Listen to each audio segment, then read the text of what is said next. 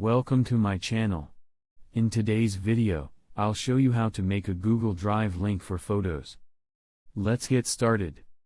First, open Google Drive and click on the New button in the top left corner of the screen.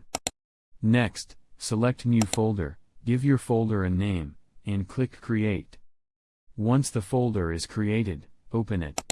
Then, click on the New button again and select File Upload. Now, choose the photos you want to upload and wait for them to finish uploading to Google Drive.